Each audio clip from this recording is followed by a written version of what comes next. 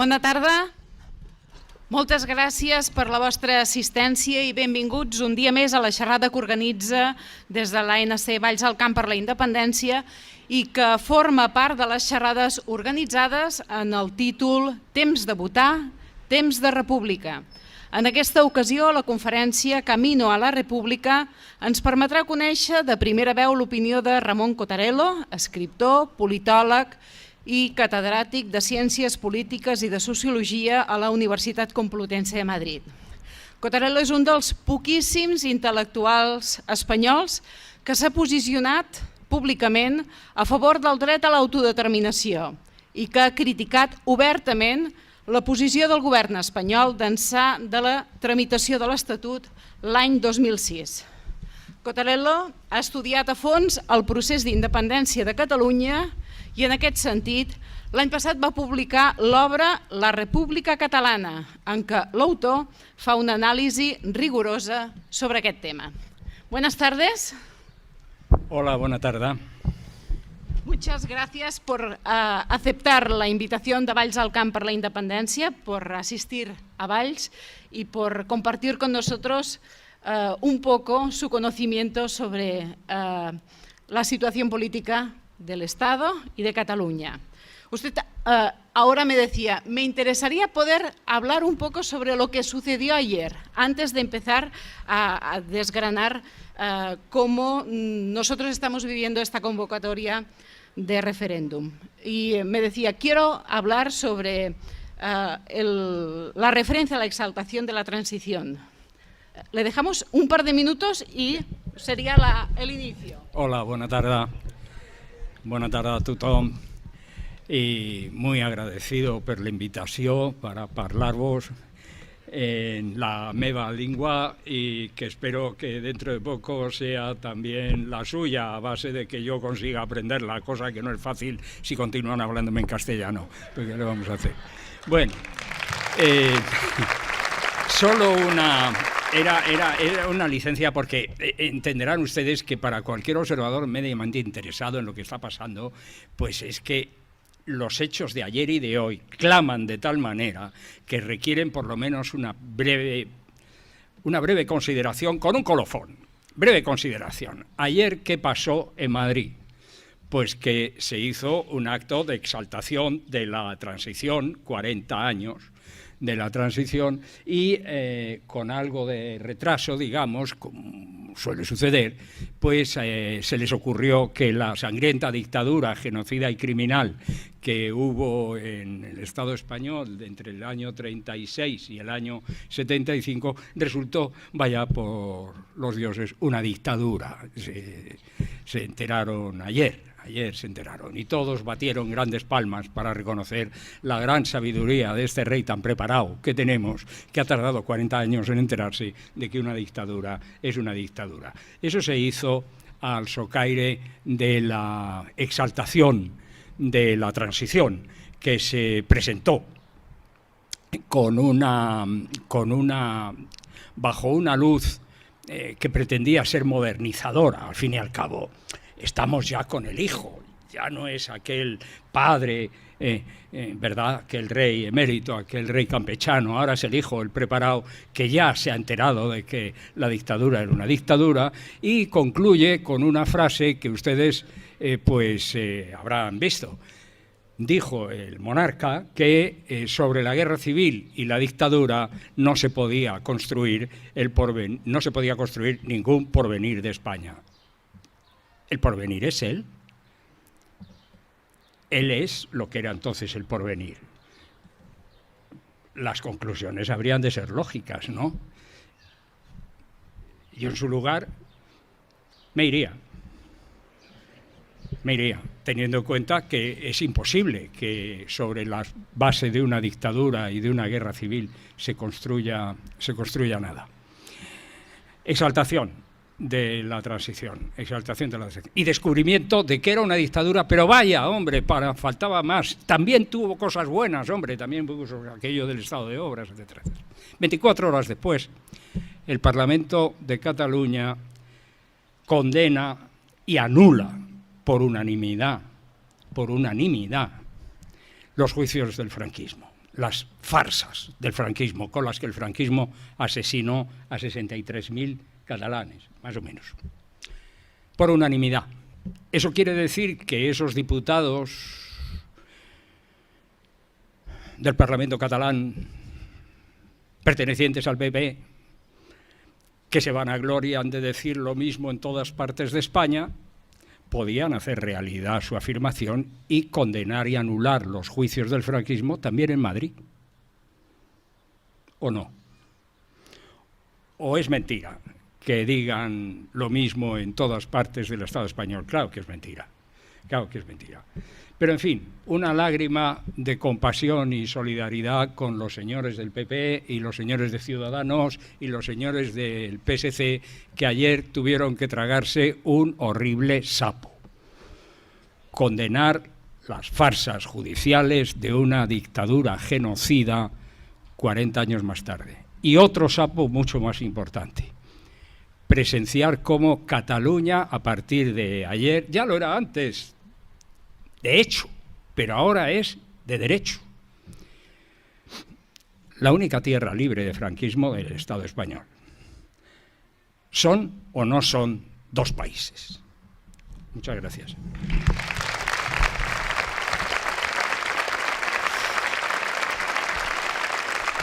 Continuem en català? Continuem en català? Sí? Vinga. El govern espanyol diu que el referèndum del 1 d'octubre no es celebrarà. Com creu que intentaran impedir-ho? De todas formas. De todas formas. Pues algunas son conocidas ya, mintiendo, falsificando, intoxicando, comprando, vendiendo, organizando operaciones de guerra sucia, muchas provocaciones, por todos los medios. Lo único que quizá haya que agradecerles es que hayan tenido la prudente idea de asegurar que serán proporcionados. Es decir, que primero mirarán lo que tienen enfrente y luego prepararán la cachiporra correspondiente. Por eso es tan importante lo que acabo de leer en un tuit del presidente Puigdemont. Pueden amenazarnos con llevarnos a la cárcel, dice el presidente, pero ¿qué harán con millones de personas en la calle? Eso quiere decir, claro, que lo que haga el Estado y las consecuencias de lo que haga dependerá fundamentalmente de lo que hagan ustedes. De hecho, ahora usted hablaba de esto, ¿no? De las medidas represivas del Estado y de la Fiscalía. ¿Su efecto se podría parar con la actuación de los ciudadanos de Cataluña? Si sigue usted hablándome en castellano, conseguirá que no lo entienda. No, es broma, pero no lo sabemos, eso no lo sabemos porque, claro, lo que está claro es que al día de hoy, en el conflicto planteado entre una parte y otra, una de las partes ha dejado claro de dónde viene, cómo lo hace y a dónde quiere ir. Y la otra parte no, porque no solamente no ha tenido ninguna iniciativa para hacer ninguna propuesta constructiva, sino lo que es ya verdaderamente lamentable, tampoco destructiva. Porque ni siquiera se atreven a decir cuál de los numerosos medios a los que pueden recurrir, por la vía de la represión y la violencia, por supuesto, van a elegir. Hoy he leído en algún periódico, qué cosa rara, debe de habérsele marchado el director de vacaciones, decía la verdad, pues que podían recurrir al artículo 155, la Ley de Seguridad Nacional o la proclamación de los distintos estados de excepción, alarma y sitio. La aparición de ese medio parece una tontería, ¿verdad? La Ley de Seguridad Nacional les dice a ustedes mucho, vamos, nos dice mucho, a nada que escarbemos. Esa Ley de Seguridad Nacional fue aprobada hace unos años a instancias del secretario general del Partido Socialista Obrero Español, Rubalcaba, cuyo interés por la unidad de España, yo creo que es superior a la de Rajoy. Fue él el que se empeñó en aprobar una ley de seguridad nacional. A los del PP les hablan de seguridad nacional y firman donde sea, eso está claro, sí. Pero alguien preguntó, pero realmente con el artículo 155 y los estados de alarma, excepción y sitio, ¿para qué queremos una ley de seguridad nacional? Y alguien dijo, pues hombre, para amenazar a los catalanes, para lo que se hacen todas las cosas aquí desde siempre. Y claro, los otros dijeron que no, de ninguna manera. Y aprobaron una ley de seguridad nacional. De forma que tenemos una ley de seguridad nacional copiada de la de los Estados Unidos en general, como casi todo lo que es aquí, y con un solo objetivo: aplicársela a los catalanes en el caso de que se pongan díscolos, ¿no? Y esas son las tres cuestiones. ¿Cuáles van a ser las que apliquen? Pues eso es muy difícil, porque como tampoco hay unidad porque claro, estamos hablando del gobierno, pero no es solo el gobierno lo que hay aquí. Aquí no es un conflicto entre el gobierno, que habla en nombre del Estado, y el independentismo catalán, que habla en nombre de un porcentaje de la población que todavía no podemos saber cuál es, porque no nos dejan hacer un referéndum y por lo tanto enterarnos de cuánta gente hay, ¿no? No es un conflicto entre esos dos elementos, es un conflicto más complejo, porque junto al gobierno o al lado del gobierno está el conjunto del aparato del nacionalismo español, en el que forman parte esencial algunos partidos de la oposición, por ejemplo el PSOE o Ciudadanos, y prácticamente todos los medios de comunicación, la banca, la empresa, etcétera, en el territorio español. Por lo tanto, ese es un conglomerado, y es un conglomerado además mal avenido. En lo único en que están de acuerdo es que a los catalanes ni agua, pero eso es lo único. En todo lo demás se pegan. Y a veces, cuando se trata de los catalanes, si les pillas un día bien desayunados, hasta también se pegan con eso. Porque el otro día salieron los señores del PSOE diciendo a Travillo, los del PSC, que claro, están en una posición muy incómoda, salieron diciendo que eso que había dicho el señor Alfonso Guerra de coger el artículo 155 y utilizarlo como un martillo para machacar, que eso no era de recibo y que jamás se aplicaría el artículo 155, y que además, esto dicho por la Comisión Ejecutiva del nuevo PSOE, y que además, si el gobierno aplicaba estas medidas, ellos no solamente no lo respaldarían, sino que recurrirían a la comunidad internacional en busca de amparo. Es algo para que se te cayera la taza de café que estabas sosteniendo mientras leías.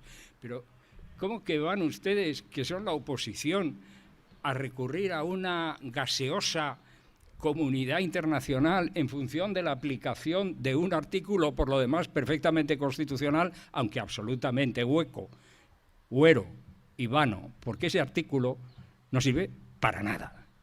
Solamente dice que en el caso de que unas autoridades autonómicas incumplieran sus obligaciones o atentaran gravemente contra el interés de España, el gobierno podrá dictar órdenes a las autoridades para que vuelvan al buen camino. Vaya tontería, obvio, claro, ya si tú tienes una constitución para decir lo que es la ley y alguien se sale, pues se supone que tendrás alguna competencia, pero ¿qué significa eso? No significa nada. Pues aún así hubo divergencias. Volvió a haber divergencias cuando algunos otros socialistas, escuchando a los miembros de la Comisión Ejecutiva, dijeron, ¿cómo que no? Claro que sí, el artículo 155 está ahí para aplicarse. Es decir, no se aclaran. Ante esta situació, considera... Davant aquesta situació, considera que l'Estat està provocant el Parlament perquè dugui a terme la proclamació de la DUI? Sí? ¿Cuál? No, repítamela. Va. Si ante esta situació, davant aquesta situació, considera que l'Estat està provocant el Parlament perquè dugui a terme... Sí, claro, sí. No, claro que no, ¿cómo voy a considerar eso, hombre? En absoluto. En el gobierno, en el Estado y en sus fuerzas no hay el menor deseo de que se produzca una DUI, en absoluto, no. Si hay provocación, que lo dudo, porque lo que hay es mucho miedo. Si hay provocación es para organizar una agresión de los tipos que sean, justificar medidas represivas del tipo que sean. Pero una provocación para conseguir que el Parlamento apruebe una DUI, hasta los estrategas del PP se les alcanza que es un disparate.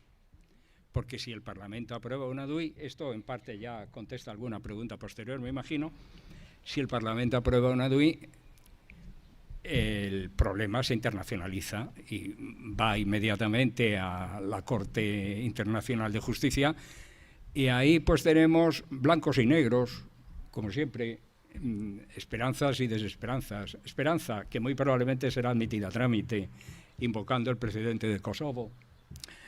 Desesperanza, que va para añitos y que por lo tanto se internacionaliza el proceso, pero en cierto modo se congela. Se congela. Es decir, la DUI es un último recurso muy potente. Y claro, hay que estar preparado para ver qué es lo que tiene de bueno, que es internacionalizar el conflicto y por lo tanto, en cierto modo, proteger el proyecto independentista, pero al mismo tiempo, en cierto modo, hibernarlo. Porque al final, la sentencia, esto naturalmente es una interpretación y está sometida a contradicciones inmediatas, evidentes, no solamente ahora, de alguien que tenga razones mejores que las mías, sino también en el futuro con lo que va a pasar. También puede pasar que al final el tribunal diga, como dijo con Kosovo, no hay nada en el ordenamiento internacional que vaya en contra de una declaración unilateral de independencia. Muy bien, ¿eso qué quería decir? Pues que los kosovares podían ser independientes. Podían, idealmente, pero no lo podían prácticamente. Claro, ¿qué suerte tenían? Que tenían un escudo protector armado que protegía esa independencia. En el caso de que la sentencia fuera similar en el caso de Cataluña, sería decirles a los catalanes, bueno, no hay nada en el ordenamiento, ustedes no están en contra de la legalidad internacional.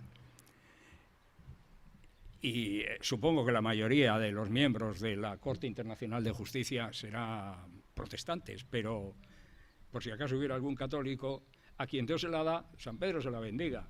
Muy bien. ¿Y qué? Pues que los catalanes se encontrarían en un proceso de afirmación de independencia sin protección exterior, teniendo que enfrentarse a la enemistad del Estado. Esa es una situación muy complicada. ¿Por qué? Pues porque la única vía de arreglo que podría tener sería una mediación internacional aceptada por ambas partes. Y esa mediación internacional aceptada por ambas partes, en un 99% de los casos, va a exigir que como paso previo antes de la mediación y de llegar a algún tipo de acuerdo, se haga un referéndum. Para ese viaje no hacían falta estas alforjas, habrán pasado 3 años, 4 años, 5 años, vaya usted a saber. Por eso es básico que la DUI sea un último recurso que esté.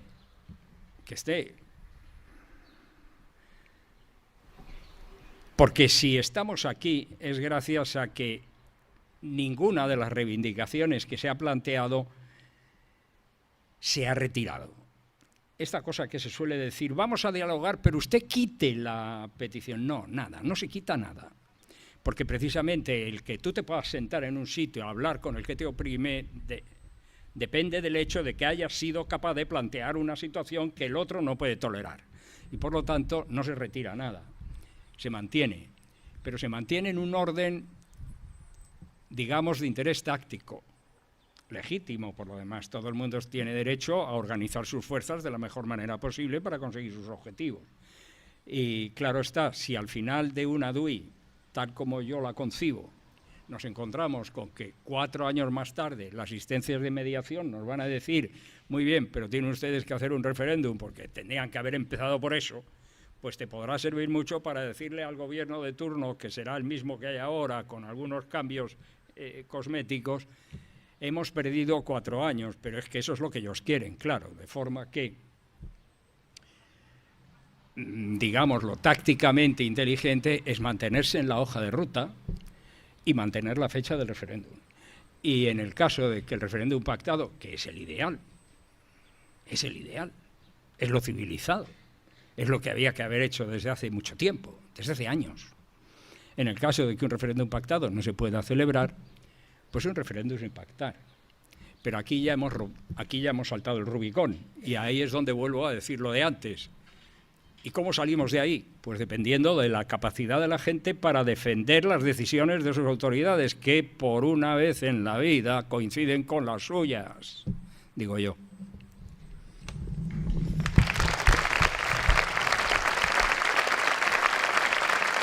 En nombrosos articles seus, vostè fa referència a l'era de la ciberpolítica. Val? Quin govern dels dos, l'Estat o el govern català, està utilitzant millor les eines socials per comunicar-se i per fer guerra comunicativa? Es que la pregunta tiene varias facetas. ¿Cuál de los dos está utilizando mejor? Sí. El gobierno catalán, sin duda, la Generalitat, sin duda.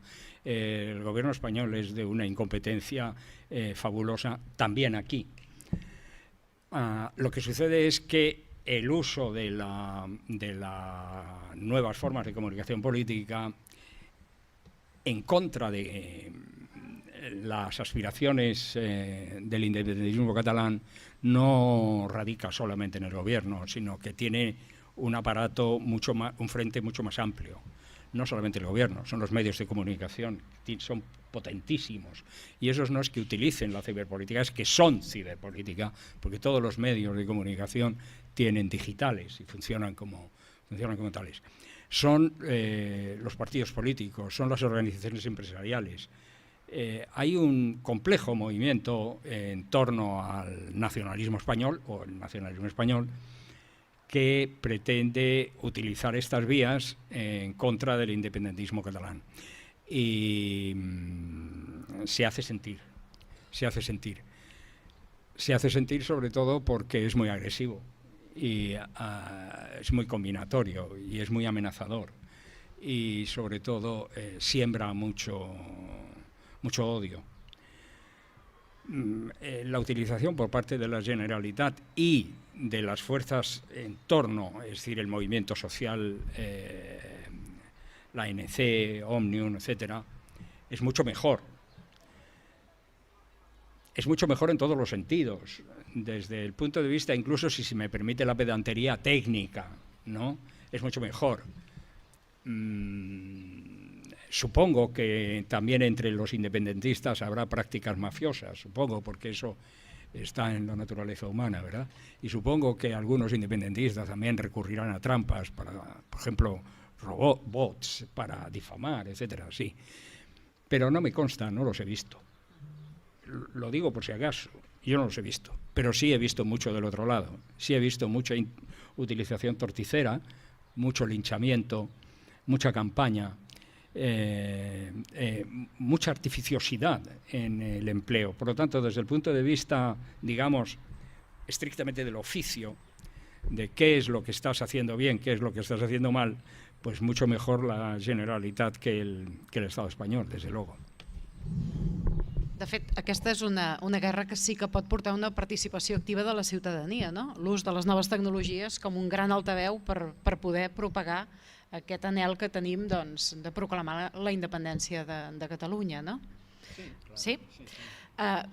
Deixi'm que li faci una pregunta a nivell personal. Vostè, vivint on viu, no es sent incòmode? El persegueixen per les seves idees?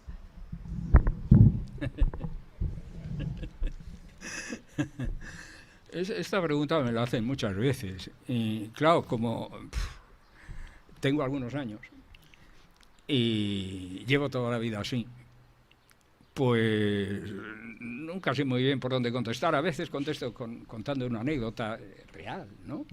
O una especie de resumen, qué sé yo. Esa pregunta podría haberla contestado en el año... Se me podría haber formulado en el año 66. En enero de 1967, cuando ingresé en la prisión provincial de Carabanchel, condenada a 2 años y medio por el Tribunal de Orden Público, por convocar una manifestación de obreros y estudiantes en contra del referéndum de la dictadura, porque este odio que le tienen a los referenda ahora, se lo tienen los mismos que lo organizaban haciendo trampas. El referéndum de 1969, con el cual se consagraba la continuidad de la dictadura en la persona del rey Juan Carlos, nombrado rey por la voluntad unánime de un general más bien sanguinario. Esa pregunta se me podría haber hecho en los años 90, cuando, viendo las derechas que no podían desplazar al PSOE del gobierno, porque Felipe González, con aquel encanto que entonces poseía y ahora ha perdido por entero, ganaba todas las elecciones. No había manera de descabalgar a los socialistas del poder en España. Habían pasado ya 14 años y allí seguían tan flamantes. Venga a ganar elecciones. Hubo una conspiración entre los sectores más ultrarreaccionarios de la derecha. Ya sé que esto es una redundancia, pero lo digo para subrayar. Una conspiración en la que estaban políticos, intelectuales,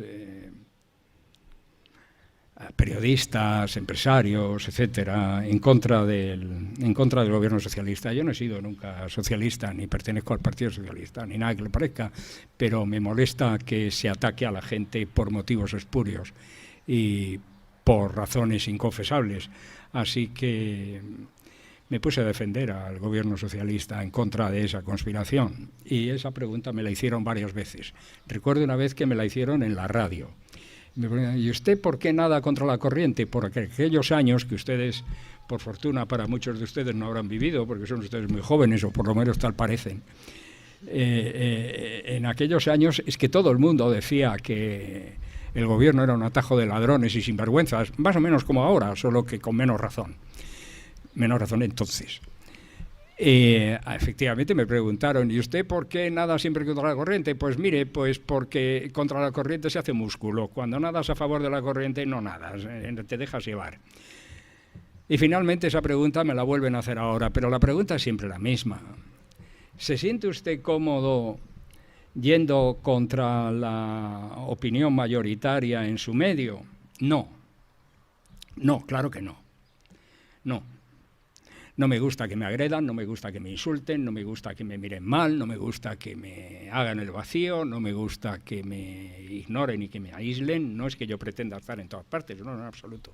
Yo no digo nada, no solicito nada, no pido nada, pero sí pido mis derechos, y eso pues claramente me molesta, pero no se me ocurre, francamente no se me ocurre, ¿de qué otra manera se puede vivir si no es de acuerdo con las convicciones propias? Y desde siempre he sostenido que cuando uno ve una injusticia, tiene uno el deber de pronunciarse.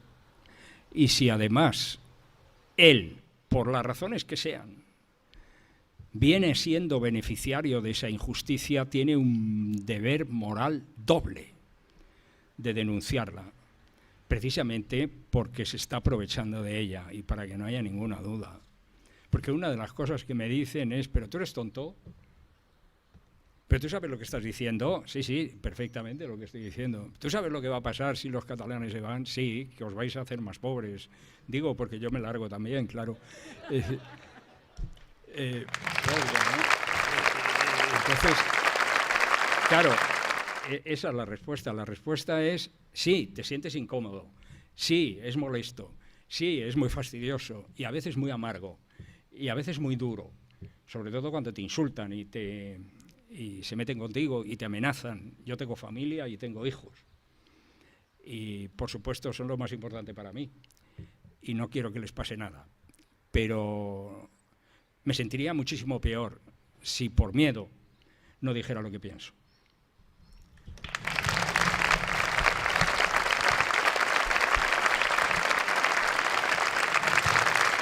Si voleu fer preguntes, ara us repartiran uns papers perquè les deixeu anotades i els hi puguem traslladar.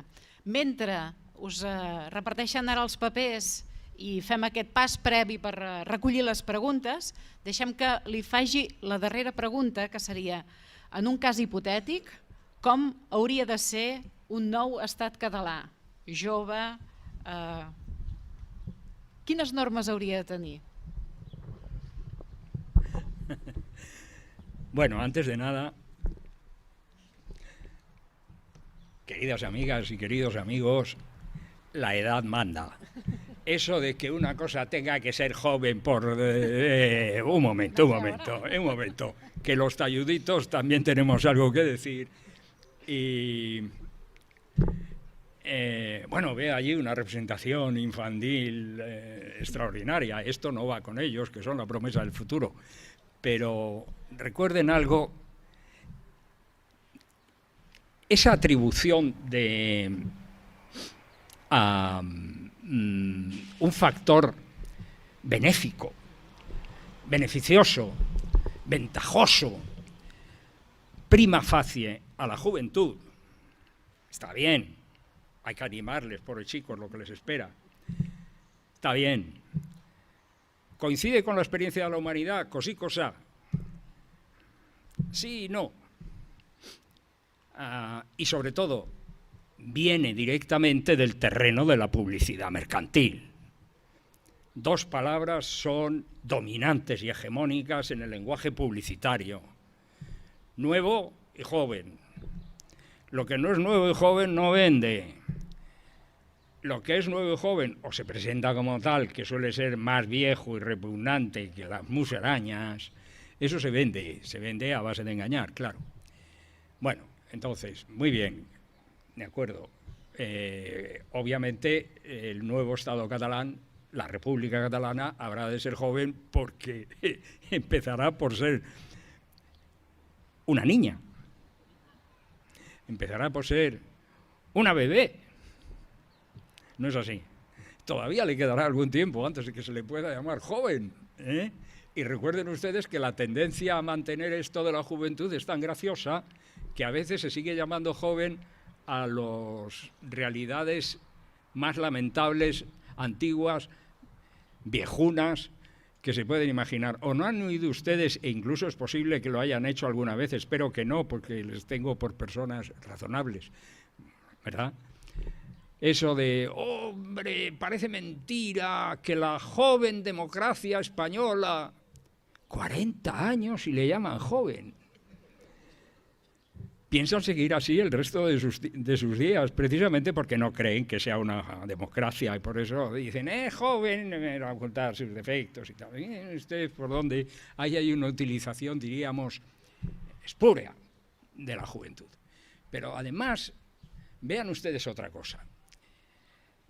La que en su tiempo fue la más joven república del mundo, los Estados Unidos. En su arquitectura constitucional, ¿nacieron viejos? ¿Cuál fue el modelo que emplearon los padres constituyentes de la Primera República en sentido propio? Porque en realidad ya había habido más repúblicas anteriormente, había habido repúblicas en los estados y ciudades italianos, había habido república en los Países Bajos, incluso hubo una república en Inglaterra, imagínense ustedes, una república que no se distinguía muy bien de una dictadura personal, pero en fin, era una república que se llamaba la Commonwealth y estaba al mando de Oliver Cromwell.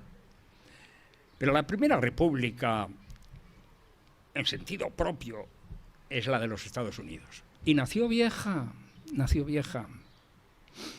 Su modelo fue la República Romana. Por eso tienen un Senado, copiado del Senado de Roma. Y el Congreso, que representa los comicia, los distintos comicia de la República de Roma, y un edificio principal que se llama Capitolio, como el Capitolio romano. No hace falta que les recuerde a ustedes que el Senado no es otra cosa que el lugar donde se reúnen los viejos, los senex. ¿Por qué? Porque se suponía entonces, y es de esperar que no se haya perdido tan adorable costumbre, que los viejos, además de perderse de vez en cuando padecen Alzheimer, son sabios. Y que por lo tanto hay que aprender de todos. Hay que tener la fuerza de la juventud, el impulso, el vigor y la sangre de la juventud. Y hay que tener la sabiduría, la experiencia y la competencia de los viejos.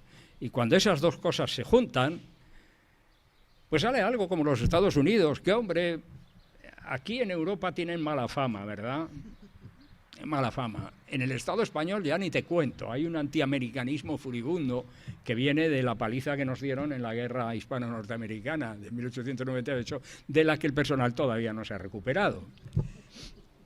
Aunque vaya falta de dignidad las de los dignatarios españoles, que no habiendo pasado ni siquiera 100 años de aquella vergonzosa derrota, cada vez que pueden van a rendir pleitesía a los estadounidenses. Y digo rendir pleitesía por no utilizar otra expresión que empieza por lamer él y sigue. Lo primero que hizo el rey nombrado por el dictador Franco, su primer viaje al extranjero, fue a América. Era la primera vez que un rey español iba a América. Ni los Austrias ni los Borbones jamás pisaron el continente, era la primera vez. Y no iba a América, iba a los Estados Unidos. Y les dio vergüenza. Y le hicieron antes aterrizar en lo que era, en Santo Domingo, vamos, la antigua Hispaniola. A hacer algo así como que por fin un rey español viene a hablar con las naciones hermanas o hijas o primas o lo que sea eso. Y a continuación fue corriendo y volando a los Estados Unidos, que a los efectos hizo una sesión especial del Congreso, es decir, una reunión conjunta de la Cámara de Representantes y del Senado para escuchar al monarca español. Lo primero que hizo fue ir a contarle a los norteamericanos qué era lo que pensaba hacer aquí. Y los norteamericanos escucharon con educación y le dieron unas recomendaciones acerca de qué era lo que tenía que hacer, de forma que en cuanto volvió despidió al presidente del gobierno que había nombrado, que era un amigo Carnicerito de Málaga, por otros nombres, y puso al señor Adolfo Suárez, que los dioses tengan en la gloria. Esa presencia del rey, del campechano, en el Congreso de los Estados Unidos, pone exactamente en sus dimensiones todo. La realidad internacional de España, la de los Estados Unidos, las relaciones, todo, lo pone todo, lo revela todo. Cuando los reyezuelos del norte de África, los reyes de la Numidia o los reyes o los generales cartagineses entraban en batallas, el Senado romano los llamaba. Y así fue Masinisa, y así fueron otros régulos y reyezuelos a rendir pleitesía al Senado romano y a dejar que el Senado romano gobernara sus países, que es exactamente lo que este fue a hacer. Hay que decir en honor de, por ejemplo, Masinisa, que era un tío bragado, que a él no le importaba ir a rendir cuentas ante el Senado romano porque previamente había comprado a los senadores. Yo no sé si eso se le ocurrió al campechano, pero no me consta. De forma que, entonces... ¿y cuál era la pregunta? Jo ja aquí ja m'he perdut. No, pues no sé, ¿cuál era la pregunta? Hauria de ser, no? parlàvem de com hauria de ser. ¿Cómo habría de ser? Bien, pues entonces, está claro. ¿Cómo ha de ser? Pues miren, está claro. Cataluña ha sido siempre una república, su alma es republicana, su historia es republicana, y entiendo que será una república. Entiendo. Lo demás da igual, les aseguro a ustedes que da igual. He discutido con mucha gente, con muchos catalanes, con muchos amigos, y la República están ahí muy preocupados haciendo proyectos de constitución. No pierdan el tiempo. La mejor constitución, hoy en vigor, es precisamente la de los Estados Unidos. Es la constitución escrita más antigua del mundo. Parece mentira, ¿verdad? Cuando es un país de antes de ayer, que los europeos lo miramos por encima del hombro diciendo, canastos, mira qué pueblo, si ni siquiera tiene nobles, ni duques, ni marqueses. Oye, tiene la constitución escrita más antigua del mundo. Pues sí, mire usted, es la constitución escrita más antigua del mundo, la única que han tenido y a la que solo ha sido necesario reformar 26 veces en 200 y pico de años. ¿Eso qué quiere decir?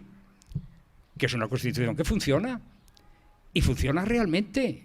Es una constitución que se aduce ante los tribunales, y es una constitución que los tribunales toman en cuenta. Eso es lo que nos interesa. Lo que nos interesa es una república que sea un Estado de Derecho, y que esa condición de república como Estado de Derecho sea vigilada por un órgano suficientemente representativo que garantice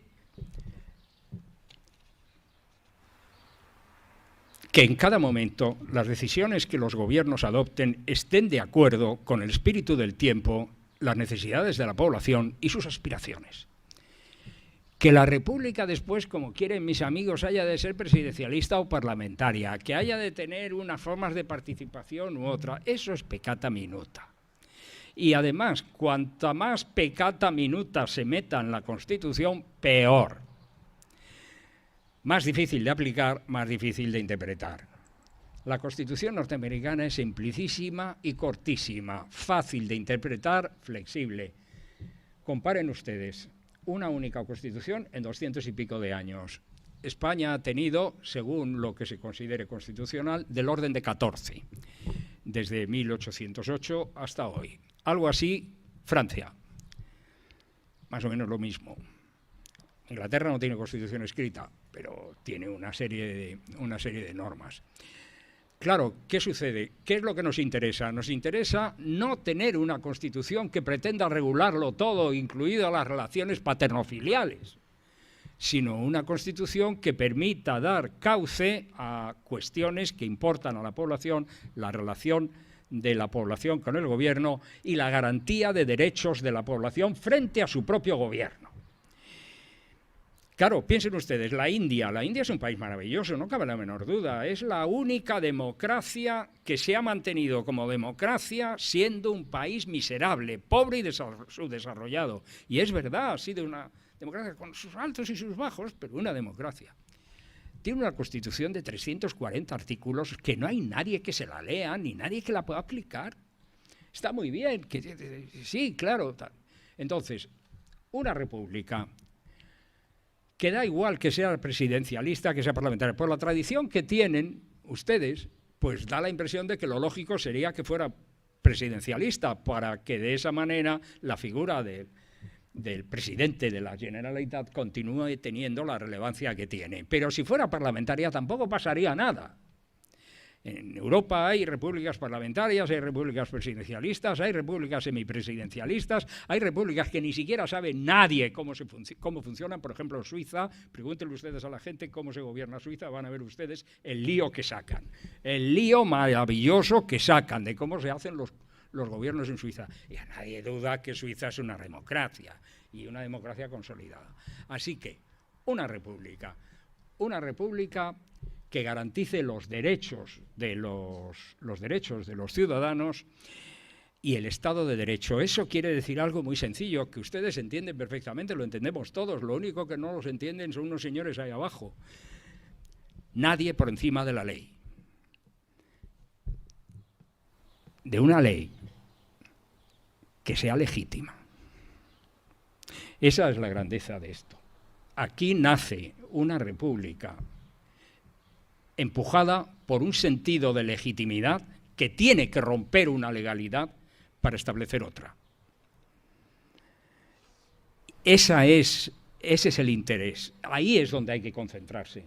No en las formas específicas y concretas y jurídicas que adopten unos u otros documentos. Esas son peleas de leguleyos. Aquí lo que hay que tener claro es que aquí hay un movimiento basado en una conciencia de la legitimidad de una reivindicación nacional, de una comunidad que es tal, que es nación, que quiere actuar de acuerdo con sus propias convicciones, dotándose de un Estado a lo que tiene perfecto derecho, y lo único de lo que tenemos que preocupar es que ese sea un Estado legítimo y justo, cuya legalidad partirá necesariamente. ¿Qué le vamos a hacer? De la ruptura de una legalidad impuesta y del establecimiento de una legalidad acorde con la legitimidad que originó este movimiento y que da origen a esta república. Y de ahí no me apeo, república y nada más. I hem formulat moltes preguntes. Comencem, va. El famós seny català ens beneficia o ens perjudica? Potser necessitem una mica més de rauxa? Què en pensa vostè? Esto es como lo de la puta y la Ramoneta. Pues depende. Muchas veces uno piensa, caramba, cuando el enemigo es tan violento, hay que hacerle frente. Y otras veces uno piensa, cuando el enemigo es tan violento, conviene calmarlo, pactar. Y entre esas dos cuestiones, rauxa y seni, se mueve la cosa como entre la puta y la Ramoneta. Pero caramba, se han olvidado ustedes de un tercer factor. Miren a Oriente, estudien el budismo zen, estudien a Lao Tse, estudien el arte de la guerra y vean que hay una tercera posibilidad. Cuando el enemigo embiste con toda su fuerza como un toro ciego, aprovecha esa fuerza del enemigo para que se estrelle contra un muro. Empújalo y tú dedícate a lo tuyo.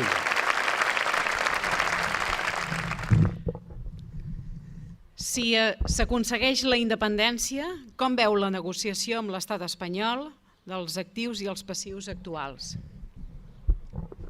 Mire, a quien haya hecho esta pregunta, pues nada, le felicito, porque, claro, hay que ir a meter el dedo en el ojo del espectador. No tengo ni idea, ni la tiene nadie.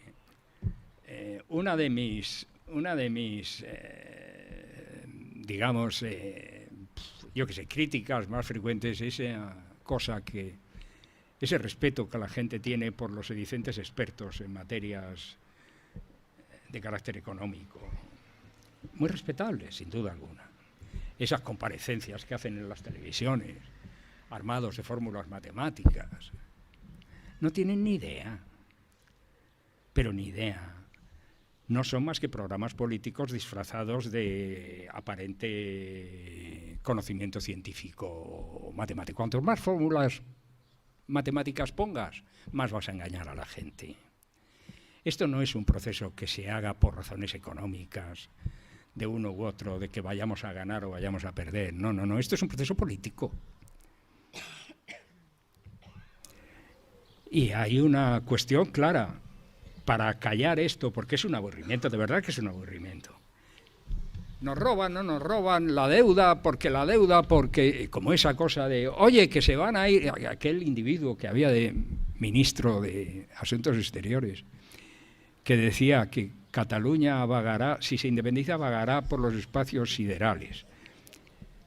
Y yo no sé si ese hombre sabe ni siquiera de lo que habla, pero bueno, esas cosas son todas cosas a beneficio de inventario. Esto se resuelve de una manera muy sencilla.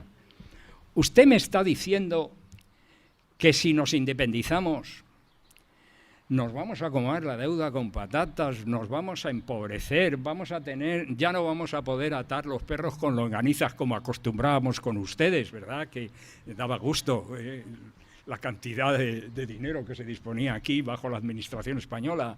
Ya vamos a ir a la ruina, etcétera. Muy bien, muy bien, muy bien. ¿Sabe usted una cosa? Reclamo mi derecho a ser independiente, incluso arruinándome.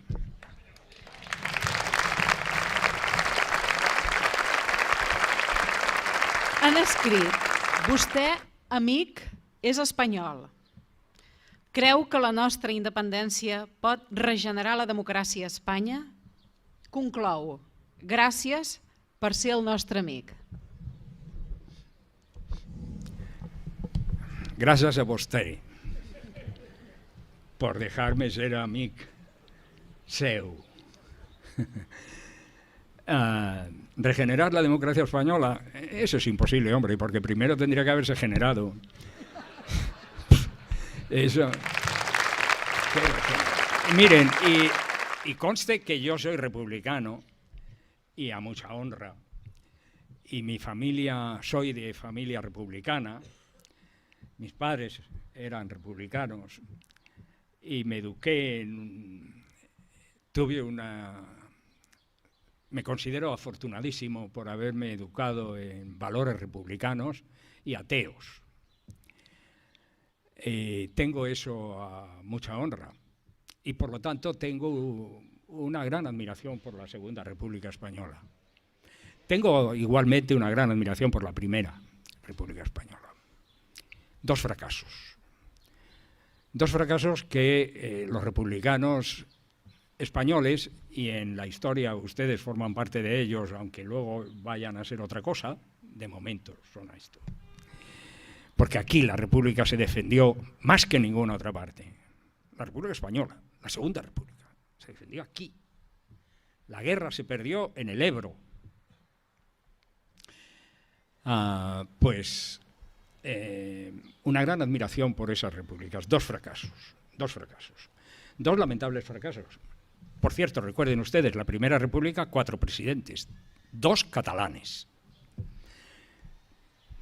La última vez que ha habido un presidente o primer ministro catalán en España. No ha vuelto a haber un primer ministro ni un presidente catalán en España. Don Estanislao Figueras y don Francisco Francesc Pi Margalla. Una república que duró menos de 12 meses y fue derribada por un golpe de Estado militar. La Segunda República duró algo más, como recuerdan ustedes, fue igualmente derrocada por un golpe de Estado militar que acabó degenerando en una guerra civil, una masacre de 3 años y un genocidio de 40. Mi admiración por las dos repúblicas está fuera de duda, pero algo no se me olvida. La Segunda República jamás entendió el problema catalán, jamás entendió a Cataluña. En el fondo de la Segunda República había el mismo nacionalismo español que había en los sectores de la derecha. Es verdad que se dio mucha más bolilla y mucha más cancha a los catalanes.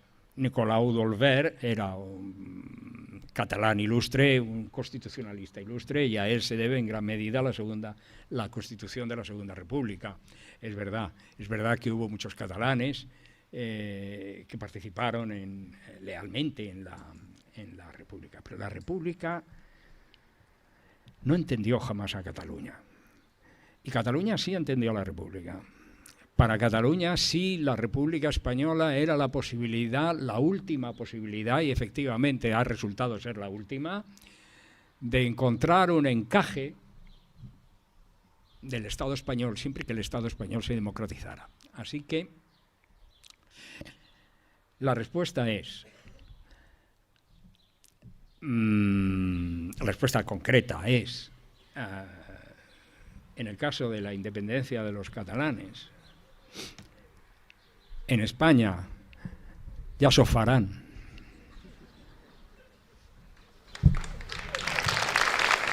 Porque ya no es cuestión de los catalanes, es cuestión de los españoles. Y los españoles, pues, tendrán que hacer frente, o tendremos que hacer frente a una situación con muy pocas salidas, porque, claro, figúrense ustedes, y como decíamos antes, los dos hechos, el de ayer y el de hoy, demuestran claramente que en España la oposición al gobierno de la oligarquía nacional católica, retardataria, militar, corrupta y ladrona, que forma parte del Estado español, la oposición a ese contubernio está territorializada en Cataluña, y Cataluña se va, pobres españoles. Pero eso es un problema suyo o nuestro. Pregunten, quina és la raó del per què a Espanya hi ha tan poca resposta intel·lectual comprensiva amb el sobiranisme català? Miedo, envidia. Conociendo a mis colegas, todo es posible. Porque verlo lo ven. Verlo lo ven. Los mismos que andan firmando manifiestos de abajo firmantes pidiendo la autodeterminación del Sahara, luego no firman algo para Cataluña. Se van hasta el Tíbet. Y a mí me parece bien. Yo tengo una gran simpatía por los tibetanos también. Y siempre que puedo, en las redes, pues firmo para que los chinos dejen libres a los tibetanos.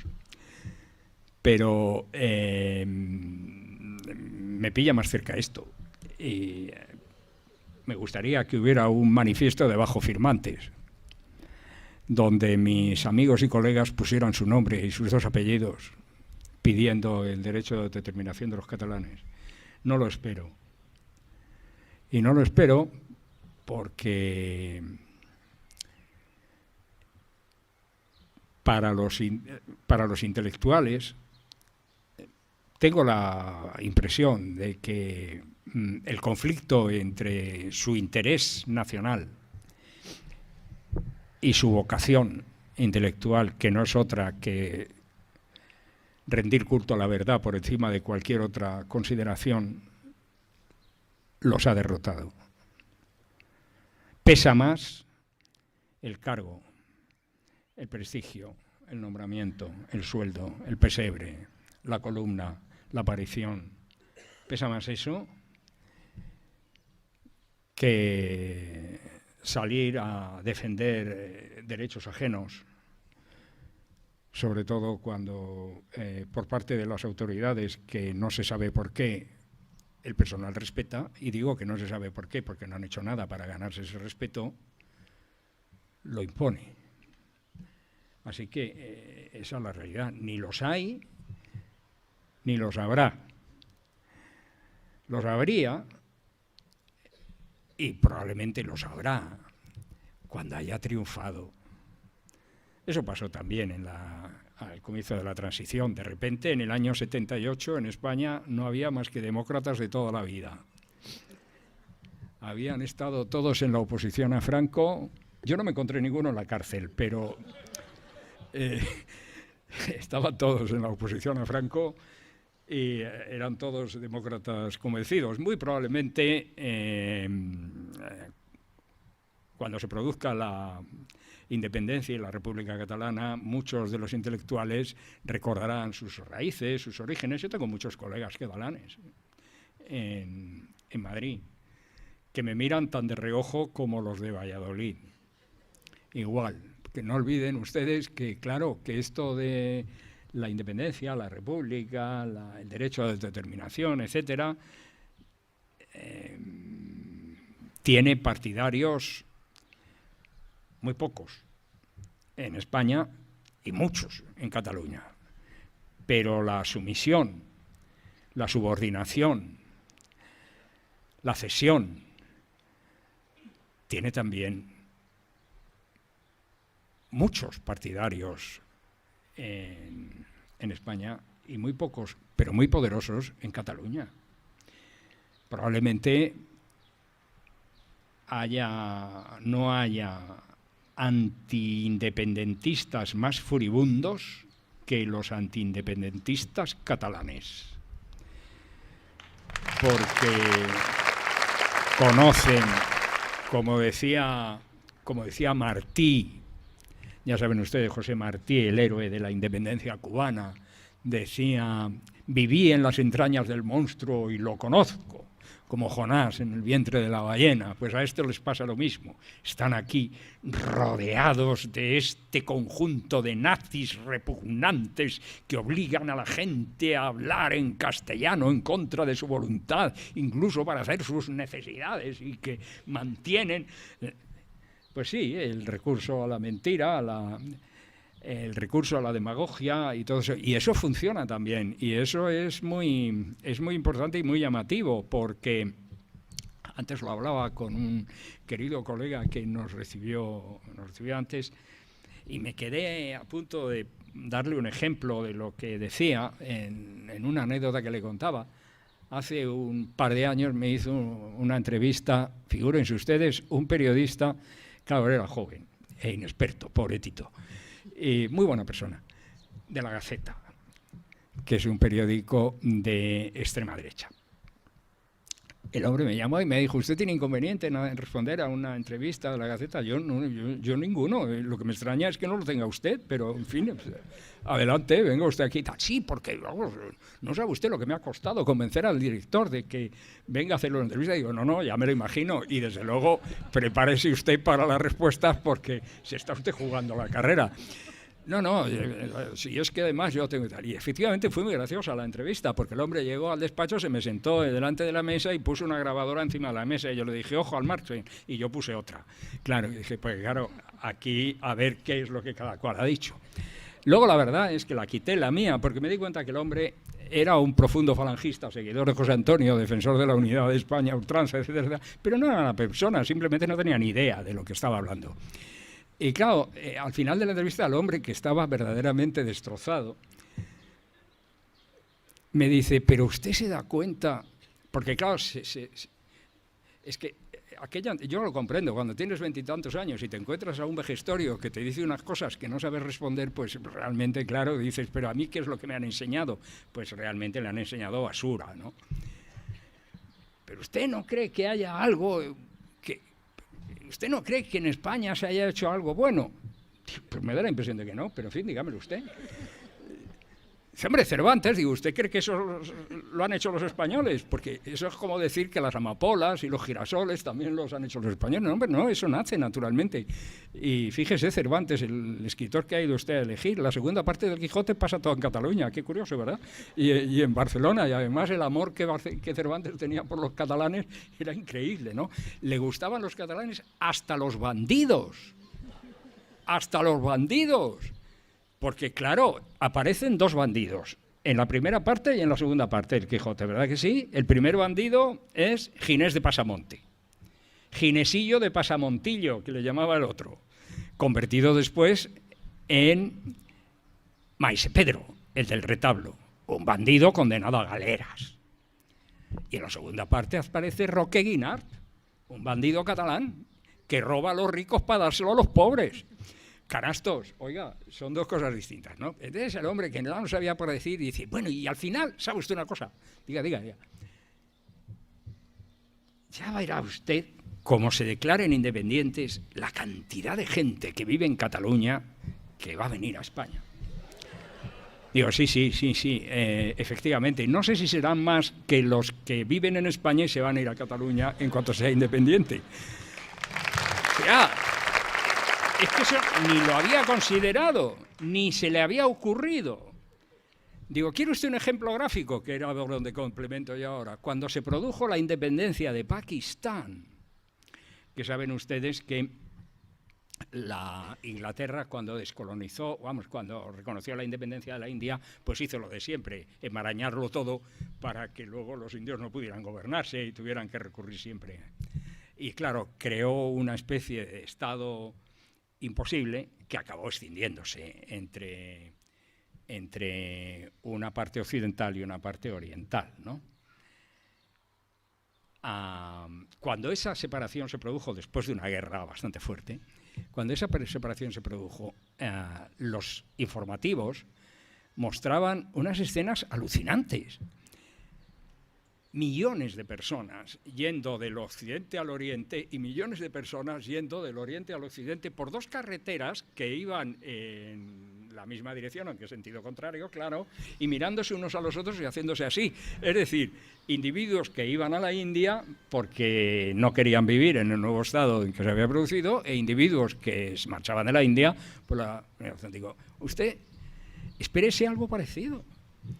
Así que se fue muy desconsolado, pero luego le gustó mucho la idea porque me llamó para decirme que la entrevista era la que había tenido más lectores, más lecturas de todo el periódico y la que había tenido más comentarios. Digo, lo que no quiero es que me digan los comentarios.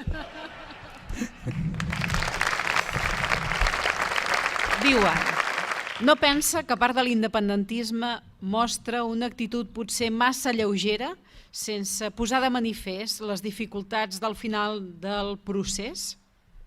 ¿Más qué? ¿Más? ¿Más? Sí. ¿Más? Vuelvo ¿Una actitud más? Demasiado ligera. No lo sé. No lo sé. Hombre, yo me llevo muy bien con todos los independentistas, con todos, con todos. Hombre, tengo más simpatías por unos por otros, pero no se me nota. Claro,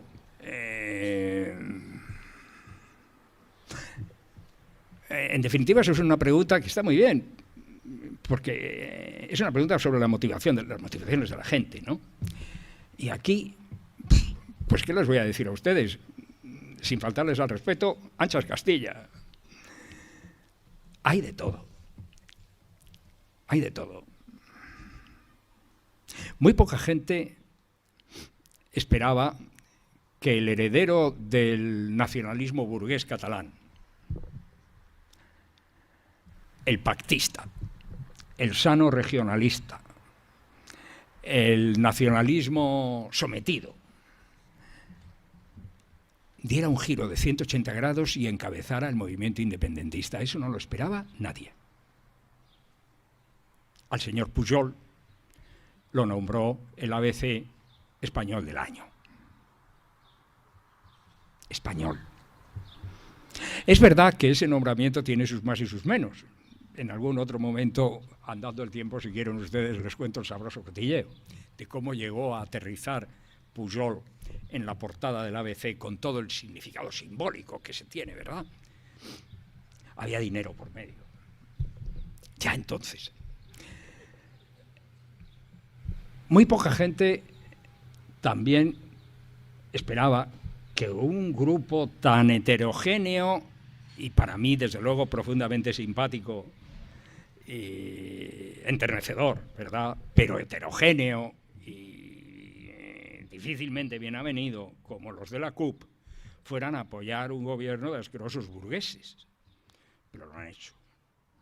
Pero lo han hecho. Regañadientes. Muy poca gente esperaba que los señores de Esquerra Republicana llegaran a mantenerse contra viento y marea en una alianza con el nacionalismo llamado burgués, sobre todo una vez que las baterías del Estado, las de la Ciénaga, empezaron a disparar contra los Pujol, con el asunto este de la corrupción, el 3% y todo este rollo. Y sin embargo se produjo. Es decir, sí, eso pasa, pero eso pasa en todas las empresas humanas, ¿no es así? En todas las empresas en que nos embarcamos, colectivamente, unos flaquean, otros no, unos... Y a quien haya hecho esta pregunta, que bendito sea él, por supuesto, porque demuestra claramente su gran preocupación, le haría otra. A mí se me nota, en cierto modo, ¿verdad?, utilizando prejuicios que tengo orígenes gallegos. Diría, ¿y no le parece a usted que hay en el independentismo mucho echado para adelante que no tiene en cuenta que en este movimiento lo importante es caminar todos juntos y que tirando hacia adelante se puede romper exactamente igual que retrasando, echando hacia atrás. Que tan preocupante es que haya gente que vacile como que haya gente que no vacile en ningún caso. A mí me dan miedo los dos. Me da miedo el que se lanza a un combate sin haber calibrado sus fuerzas, ni los pros y los contras, y me da miedo el que rehúye todo combate. Así que sí, contesto a esto, que hay parte de gente tal, pero también hay parte de gente que cometería el mismo error. Por si acaso le suena algo, le recuerdo una anécdota. Uno de los libros más divertidos de Lenin se llama El izquierdismo, fase infantil del comunismo. Digamos que sería el libro donde se retrata a estos echados para adelante, de los que uno se encuentra mucho en la vida, ¿no? Yo también. Me he encontrado gente, fíjense, con los años que tengo, en tiempos de Franco, gente que decía, si a mí me dan una pistola, yo mato a este canalla y tal. Ya. Oye, pues cómprala, porque no es fácil, no es difícil, ¿eh? Pero claro, no las compraban.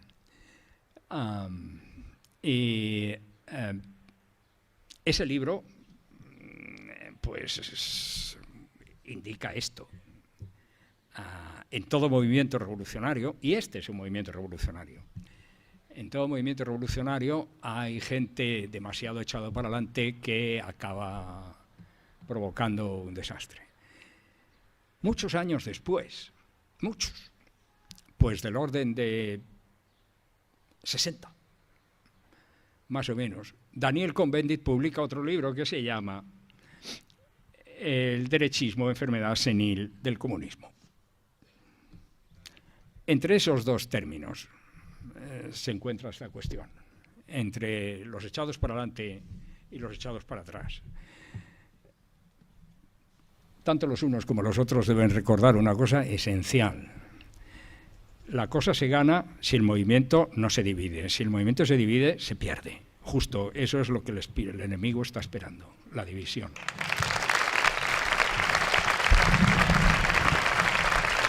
Per què l'Esquerra Podem actua de manera indefinida i dubtosa davant el procés? Podemos, pero no queremos. ¿Por qué no nos queda más remedio, hombre? Yo lo entiendo, no quiero prolongarme aquí porque además hay muchas preguntas. No les queda otro remedio. Tienen que jugar entre lo que llamaba Max Weber la ética de la convicción y la ética de la oportunidad era, creo, ¿no? Tienes que decir lo que piensas o tienes que decir lo que te conviene. Por eso yo no soy político. Sé decir lo que me conviene, pero no me da la gana decirlo. Prefiero decir lo que pienso. Claro, no tengo carrera en política. Y a los de Podemos son políticos. Y esto se lo resuelvo yo con una anécdota también realista. En cierta ocasión, hablando con su jefe, tuvimos esta discusión sobre el referéndum y el derecho de autodeterminación de Cataluña. Y tuvimos esta conversación. Y yo le dije, mira, yo soy partidario del derecho de autodeterminación de los catalanes, igual que tú eres partidario del derecho de autodeterminación de los catalanes, porque los dos somos de izquierdas y los dos somos respetuosos con el derecho de autodeterminación de los pueblos. Lo que pasa es que yo soy un hombre libre y lo puedo decir, y tú no. Y eso es lo que les pasa, que tienen que hacer política. Entraron diciendo que esto era la antipolítica, que no sé qué, no sé cuánto, sí, y estamos todos de acuerdo, hombre, sí, eso es adorable, ¿cómo no? Y ver que en el Parlamento, en lugar de estar estas momias encorbatadas, pues hay gente con rastas y tal, muy bien, estupendo, eso es la vida. Y que quieren ustedes compaginar la política parlamentaria, que es necesariamente acartonada, falsa, hipócrita y tal, sin duda, con política de la calle llena de tal, maravilloso, estupendo. Pero mire, la política parlamentaria institucional es como la cola de carpintero, se te pega. Y al final, estás metido de hocicos en el asunto. ¿O qué pasó ayer? ¿Qué pasó ayer? Por eso perdonen ustedes que vuelva al comienzo, pero es que lo de ayer está lleno de enseñanzas. ¿Qué pasó ayer? Que allí llegaron mis amigos de Podemos a poner el grito en el cielo diciendo que había que detener a uno de señores al que después le iban a poner una medalla, por cierto. Que había que detener... Sí, pero se sentaron en su sitio a escuchar al rey. Son parte del teatro. La parte protestona, pero son parte del teatro. Los que no se sentaron fueron los de Esquerra Republicana de Cataluña. Eso sí es hacer oposición. Lo otro es esto. Anda, la puta y la Ramoneta, pero en castellano. Hay algunes que reiteren qüestions que ja s'han formulat, però aprofitem aquesta, si li sembla, diu, en aquesta situació, i més dolenta serà, quin percentatge creu que tenim d'en sortir-se'n, de poder assolir l'objectiu? ¿Los de Podem? No, nosaltres, els catalans. Nosotros. ¿Qué porcentaje tenemos? Pues miren, eso es una pregunta que nos hacen mucho, creo recordar que son los de VilaWeb, no recuerdo si son los de VilaWeb, que tienen un termómetro de la independencia. ¿Es ese? ¿O es VilaWeb? Bueno, y a mí me llaman, me escriben todos los meses para que ponga yo mi porcentaje, así que lo único que tengo que hacer es recordar mi último porcentaje, que es el 82%. He de decir que otros tienen más bajo, que me sorprende un poco, y otros algo más alto, que también me sorprende. Eso está en función de cómo vayan los acontecimientos del día.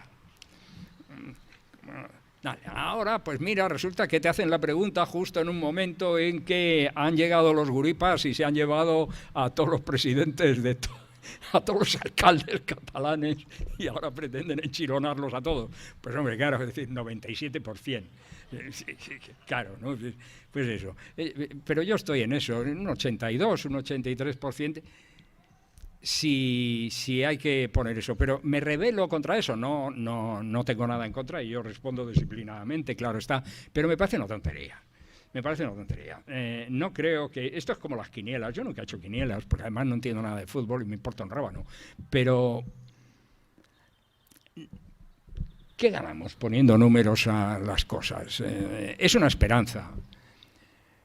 Es una esperanza que viene de muy atrás, que ha calado de una forma sorprendente, que se perfila como un ejemplo único en el mundo contemporáneo, que está siendo seguido con muchísimo interés por mucha gente y que da sentido a la vida de esta generación. Y a eso no se le pueden poner números.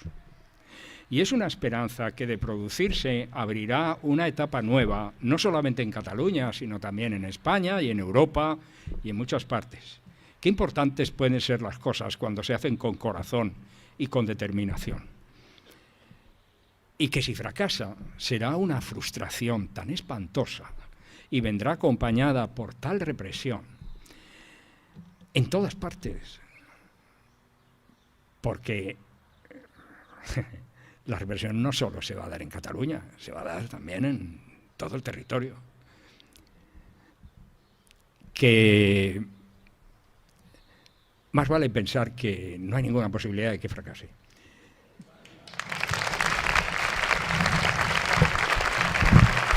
M'ho posa difícil, perquè jo de les que ens queden n'he escollit una i aquesta no és gens optimista. No. Diu, si es perd el referèndum, s'han anunciat eleccions autonòmiques.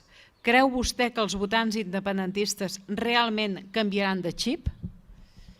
¿En unas elecciones? ¿En unas elecciones autonómicas? Si se pierde el referéndum. Sí, no, en unas elecciones autonómicas. ¿Cambiará de chip? no sé, que quiere decir que dejarán de ser, que votarán a partidos no independentistas.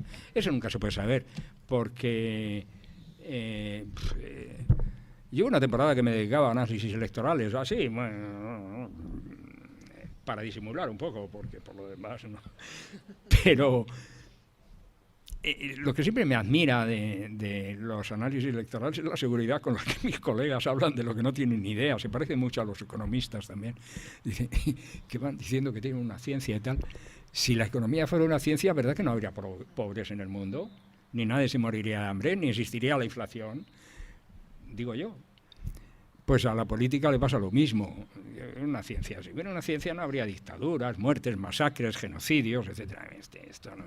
Y las consultas electorales, ¿para qué sirven? Pues para saber lo que la gente ha decidido en un momento determinado de la vida. En un momento determinado. Pero pasado mañana pueden cambiar. Y esto no es tampoco malo, que esta cosa que dice la gente, hay que ver las muchedumbres, qué volubles son. Sí, sí, las muchedumbres y los individuos. Muchedumbres y los individuos. Vete a tu casa un día tan contento y tan feliz con la paga extraordinaria en el fondo del bolsillo y encuéntrate que la policía está esperándote porque han pillado a tu hijo robando cualquier cosa. Pues cambias de la noche a la mañana. Las gentes cambian. De forma que si se pierde el referéndum en unas elecciones autonómicas, primero, ¿de dónde deduce usted que si se pierde el referéndum va a haber elecciones? Porque eso dependerá de cómo se pierda el referéndum. Por ejemplo, es que el referéndum puede no perderse porque hay una intervención represiva que lo hace imposible. Eso es también perder el referéndum sin perder el referéndum. Es decir, has perdido el referéndum, pero porque te has quedado sin él, no porque el resultado ha sido negativo. Y el resultado puede ser un aumento del voto independentista, ¿no? Puede ser que, perdido el referéndum de una forma civilizada, cosa que no consigo imaginarme, porque hasta ahora la otra parte no ha dado ninguna señal de querer recurrir a métodos civilizados, puede ser que si el referéndum se pierde por alguna razón civilizada, el resultado sea convocar otro. ¿Por qué no? También puede ser que el resultado sea agotar la legislatura y aprovechar que hay una mayoría absoluta parlamentaria para proclamar la DUI. ¿Por qué no? Es decir, mi respuesta a esta pregunta, si el electorado cambia el chip, no lo sé. No lo sé. Depende de cómo estén las cosas, pero dense ustedes cuenta de que la expresión perderse el referéndum primero es polisémica, tiene varios significados. Depende también de cómo se pierda. ¿No es así? Si, por ejemplo, yo pierdo el referéndum por 49 contra 51%, me voy a poner como una fiera. Y voy a salir diciéndoles a mis amigos que a ver quién es el desgraciado que se quedó en casa. Y a ver por qué esto ha pasado. Y animando a que haya una segunda oleada.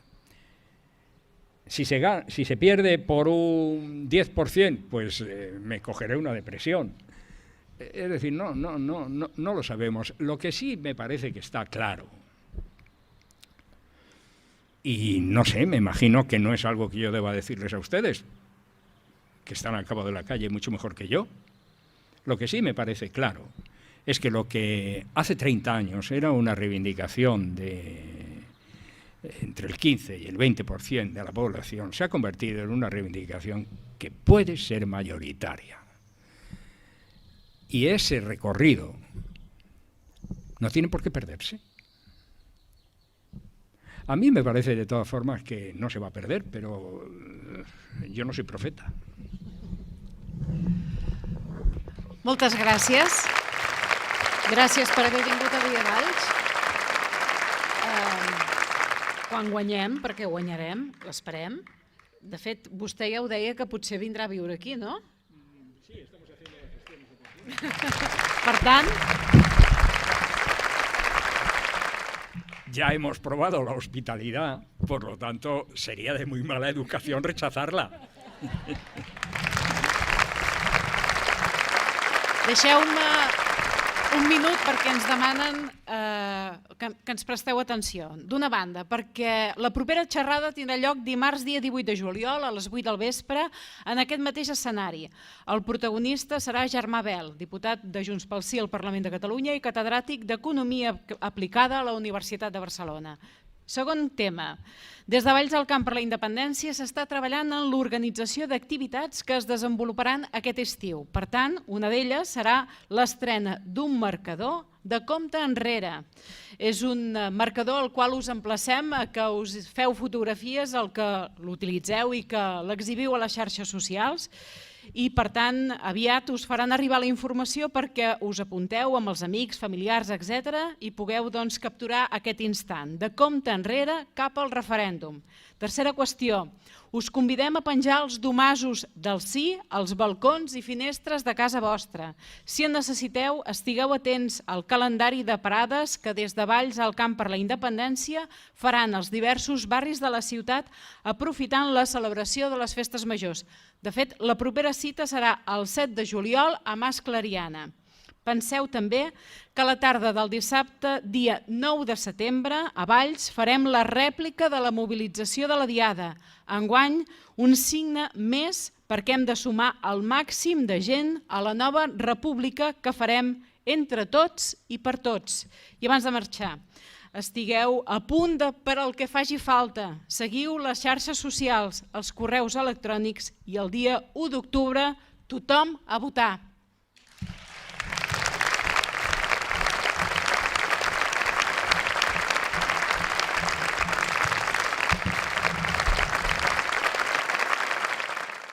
Tothom i tota dona. Ja ha arribat per gaudir sense fronteres, que aquí tots som germans, caminant per avançar sense crosses.